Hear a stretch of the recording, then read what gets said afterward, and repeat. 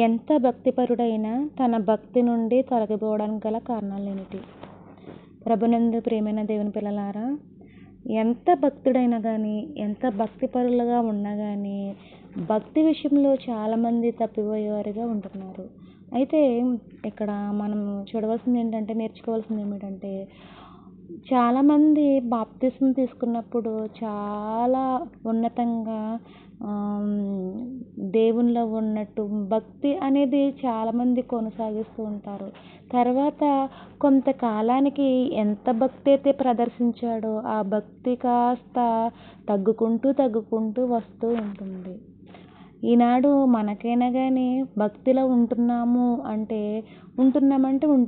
కానీ నిజమైన భక్తి అంటే అది మనకి తెలియని స్థితిలో మనం ఉన్నాము. అయితే భక్తి నుంచి తొలగిపోవడానికి కారణాలు ఏంటి?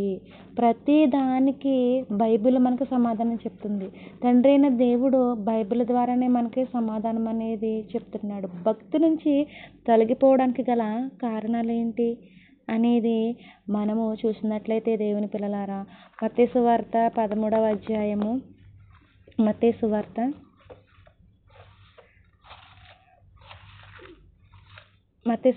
13వ అధ్యాయము 22వ వచనం మనము చూసినట్లయితే, ముండ్ల పొదలలో విత్తబడిన వాడు వాక్యము వినువాడే గాని ఐహిక విచారమును ధనమోహమును ఆ వాక్యమును అణిచివేయును గనుక వాడు నిష్ఫలుడవును. ఇక్కడ యేసుక్రీస్తు ప్రభువారు ఉపమాన రీతిగా మాట్లాడుతున్నారు. అయితే ఒక మనిషి ఎంత భక్తిపరుడైనప్పటికీ ఆ భక్తి నుంచి తొలగిపోవడానికి మొదటి కారణం ఏంటంటే ఐహిక విచారము. అనగా కుటుంబంలో ఎన్నో బాధలు ఉండొచ్చు. కుటుంబంలో నా కుటుంబాన్ని నేను ఎలా పోషించాలి, లేకుంటే నా బిడ్డలకి ఎలా పెళ్లి చేయాలి, లేకుంటే ఎలా చదివించాలి అని ఐహిక విచారం అనేది మనిషికి ఉంటుంది. ఎంత భక్తిపరులైనప్పటికీ కానీ ఐహిక విచారం వల్ల, కుటుంబ సమస్యల వలన దేవునికి దూరమైపోయేవారు చాలామంది ఉన్నారు. వాళ్ళు శ్రద్ధాభక్తులతో ప్రార్థించినప్పటికీ వారు అనుకున్నది జరగకపోయినా వారికి కష్టాలు, వారికి ఉన్న కన్నీళ్ళు ఈ విచారం వలన, కుటుంబం విచారం వలన దేవునికి దూరం అయిపోయే వాళ్ళుగా ఉన్నారు. చర్చికి వెళ్తారు, వాక్యాన్ని వింటారు. వాక్యం విన్నారమ్మా అంటే విన్నాము అంటే అర్థమైందంటారు కానీ వారి హృదయం ఎలాగుందంటే విచారంతో ఉంది. వాక్యం విన్నా కానీ ఫలిస్తుందా?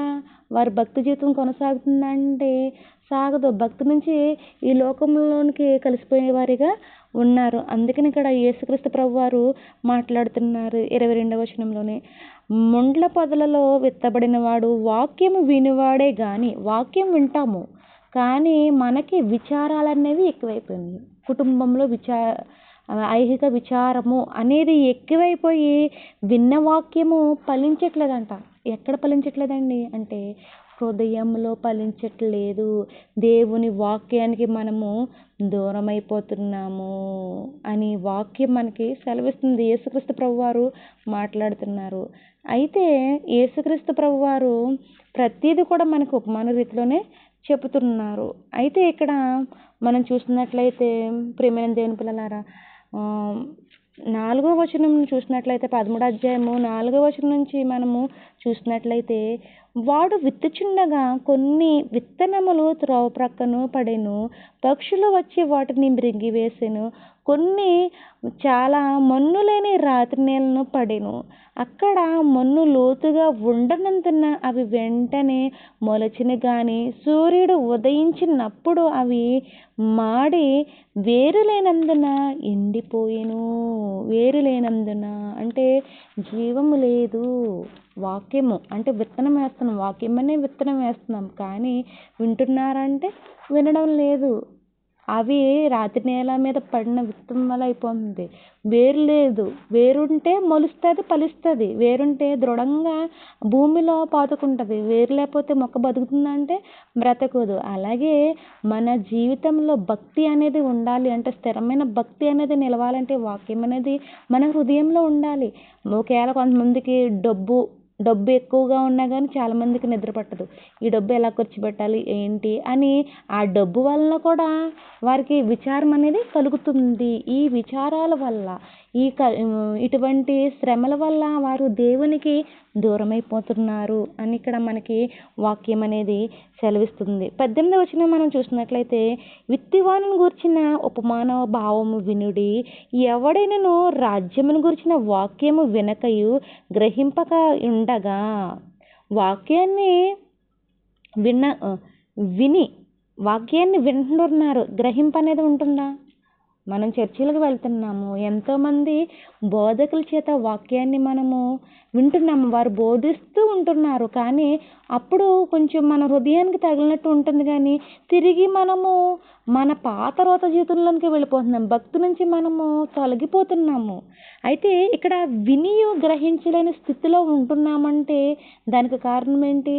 కుటుంబంలో ఉన్న సమస్యలు, బయటి వ్యవహారాలు, వాటి వల్ల మనము భక్తి జీవితంలో కొనసాగించలేక ఉంటున్నాము. అందుకని ఇక్కడ యేసుక్రీస్తు ప్రభువారు మాట్లాడుతున్నారు, విత్తువానిని గూర్చిన ఉపమాన భావము వినుడి, ఎవడైనను రాజ్యమును గూర్చిన వాక్యం వినియు గ్రహింపక ఉండగా దుష్టుడు వచ్చి వాని హృదయంలో విత్తబడిన దానిని ఎత్తుకొని పోవును.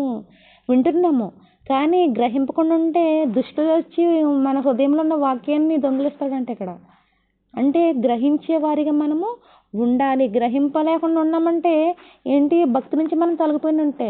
గ్రహించాలి, ఎవరు ఏం చెప్తున్నారు, బైబిల్లో ఉన్నది ఉన్నట్టు చెప్తున్నారా లేదా అనేది గ్రహింపు వచ్చినాడే వాక్యం అనేది మన హృదయాల్లో పదిలంగా ఉంటుంది.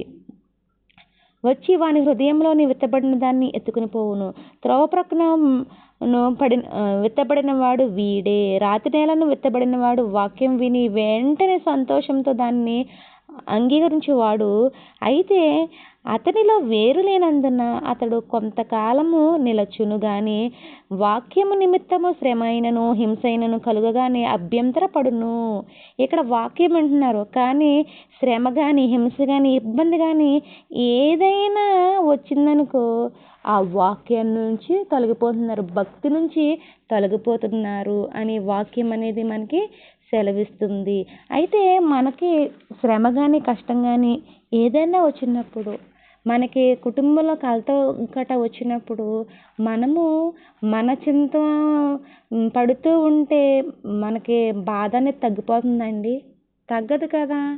అయితే ఇక్కడ సామెతల గ్రంథము మన యొక్క హృదయ భారాన్ని ఎవరి మీద వేయాలి ఏమిటి అని తండ్రి అయిన దేవుడు పరిశుద్ధ గ్రంథంలో రాయించాడు. చూసినట్లయితే దేవుని వారలారా, సామెతల గ్రంథము 16వ అధ్యాయము, సామెతల గ్రంథము 16వ అధ్యాయము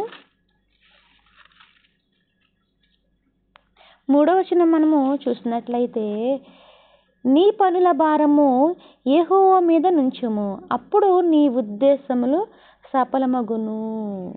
ఇక్కడ నీవు ఐహిక విచారం పడొద్దు.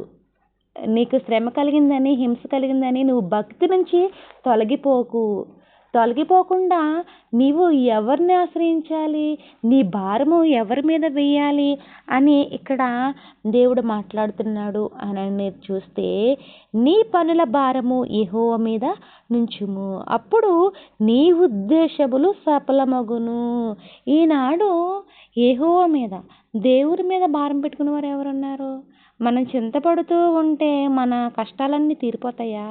అసలు ఈ చింత గురించి మన యొక్క చింతిస్తూ ఉంటే మనకున్న ఇబ్బందులన్నీ తొలగిపోతాయా?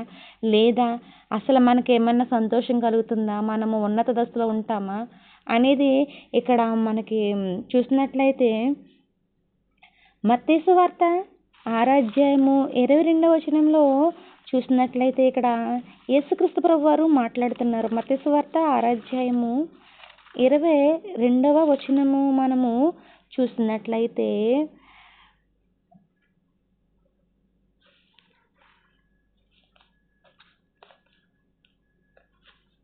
మత్తయి సువార్త 6వ అధ్యాయము 22వ వచనంలో ఉంటుంది, మీలోనెవడు చింతించుట వలన తన ఎత్తు మూరుడు ఎక్కువ చేసుకొనగలడా అని ఉంటుంది. చింతించడం వల్ల తన ఎత్తు మూరెడెక్కువ చేసుకోగలడా? అంటే తన చింత వల్ల తనకున్న సమస్యలని తీర్చుకోగలుగుతాడా అంటే తీర్చుకోలేడు. అందుకనే నీ పనుల భారము యెహోవా మీద మోపుము, ఆయనే సఫలపరుస్తాడు. కానీ నీ భక్తి నుంచి నువ్వు తొలగకుండా ఉండాలి అని దేవుడు సెలవిస్తున్నాడు. 27 వచనం, 26 కాదు 27. మీలోనెవడు చింతించుట వలన తన ఎత్తు మూరెడెక్కువ చేసుకొనగలడు?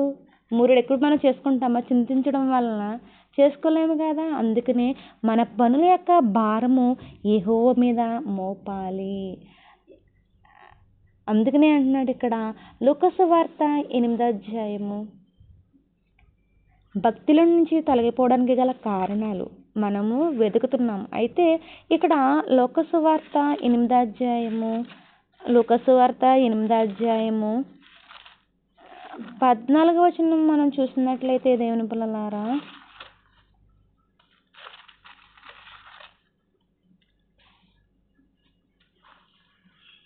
8వ అధ్యాయము 14వ వచనము.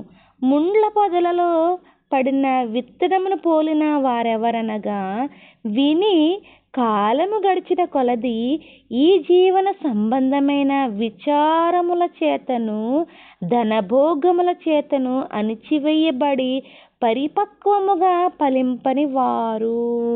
ముండ్ల పొదలలో అంటే మన జీవితం, మానవ జీవితం అనేది ఎలా ఉందంటే ఒక ముండ్ల పొదలా ఉంది. మన భక్తి జీవితము అందులో పడింది. అదే చెప్తాడు ఇక్కడ, ముండ్ల పొదలలో పడిన విత్తనము పోలిన వారెవరనగా, అంటే ముండ్ల కంపలో పడిన విత్తనములు అంటే మనకున్న కష్టాల చేత, మనకున్న ఇబ్బందుల చేత మనం తొలగిపోతాం కదా. దాని గురించి ఇక్కడ యేసుక్రీస్తు ప్రభువు వారు మాట్లాడుతున్నారు. ఏమనంటే విని కాలం గడిచిన కొలది వాక్యాన్ని వింటారు. సంవత్సరాలు వాక్యాన్ని అనేది వింటూనే ఉంటారు. కానీ ఈ జీవన సంబంధమైన మనిషి యొక్క బ్రతుకులో కుటుంబ పరంగా విచారములు అనేవి ఎక్కువగా ఉంటాయి. ప్రతి ఒక్కరికి ఉంటాయి విచారములు, లేకుండా అయితే ఉండవు. ఈ జీవన సంబంధమైన అంటే మనకి రేపు పొద్దునకి ఆహారం ఉంటుందో లేదో, మనకేంటి పరిస్థితి, ఈరోజు గడుస్తుందా లేదా, లేకుంటే అనేక సమస్యలు అనేవి ఉంటాయి. కుటుంబం అంటే ఎన్నో బాధ్యతలు, లేకుంటే ఎల్ఐసి ఎలా కట్టాలి, అప్పుల బాధ నుంచి మనం ఎలా తప్పుకుంటాము, లేకుంటే డాక్టర్ ఎలా కట్టాలి, ఇంటి లోన్ ఎలా కట్టాలి, ఏంటి అని ఈ జీవన సంబంధమైన విచారములు అనేవి ప్రతి మనిషికి కూడా ఉంటున్నాయి దేవుని పిల్లలారా. అయితే ఇక్కడ ఏమంటున్నాడంటే ఈ జీవన సంబంధమైన విచారముల చేతను ధనభోగముల చేతను అణిచివేయబడి, ఈ వాక్యం అనేది మన హృదయాల్లో ఉండట్లేదు, అణిచివేయబడుతుంది. వాక్యం అనేది హృదయంలో పడింది, ఒక విత్తనంలా పడింది. ఫలిస్తుందంటే ఫలించట్లేదు. ఎందుకు అంటే ఈ జీవన సంబంధమైన విచారములు, తర్వాత ధనభోగముల చేతను అణిచివేయబడి పరిపక్వముగా ఫలింపని వారు. ఫలించలేని స్థితిలో ఉంటున్నారంటే ఈ జీవన సంబంధమైన విచారములు, ఐహిక విచారముల వలన మనిషి తన యొక్క భక్తి జీవితం నుంచి తొలగిపోతున్నాడు. కానీ తన భక్తిలో స్థిరంగా నిలబడాలంటే తన యొక్క భారము, తన ఒత్తిడి ఎవరి మీద వేసుకుంటే సఫలం చేస్తానంటున్నారంటే, తండ్రి అయిన దేవుడు నా మీద నీ భారం వేయి, నేను నీ సమస్యలన్నీ తీర్చివాడను, నీ సమస్యలను నీ కోరికలను నేను సఫలపరిచి దేవుడు నేను ఉండగా మీరెందుకు భక్తి నుంచి తొలగిపోతున్నారు అని దేవుడు ఎంతో మన గురించి ఆలోచిస్తూ ఆవేదన చెందుతున్నాడు. అయితే ఇక్కడ మనము బ్రతకాలంటే దేవుడు మనల్ని బ్రతికిస్తాడు. అదే అంటున్నాడు కీర్తనాకారుడు. కీర్తనల గ్రంథము 119వ అధ్యాయము 50వ వచనం మనము చూస్తున్నట్లయితే దేవుని పిల్లలారా, ఇక్కడ నీ వాక్యమే నన్ను బ్రతికించి ఉన్నది, నా బాధలలో ఇదే నాకు నెమ్మది కలిగించుచున్నది. ఈ జీవన సంబంధమైన విచారములు, లేకుంటే నాకు ఆరోగ్యం బాగోలేదు, నా పరిస్థితి ఏంటి, నేను తిండి లేకపోతే చనిపోతానేమో అనే ఆలోచనలు ఉంటూ ఉంటాయి. అయితే ఇక్కడ వాక్యమే ఒక మనిషిని బ్రతికిస్తుంది. వాక్యం అనే విత్తనము నీ హృదయంలో పడినప్పుడు ఫలించాలంటే నువ్వు దేవుని మీద ఆధారపడాలి. దేవుడి మీద ఆధారపడకుండా, నాకు కాళ్ళు చేతులు లేవా, నేను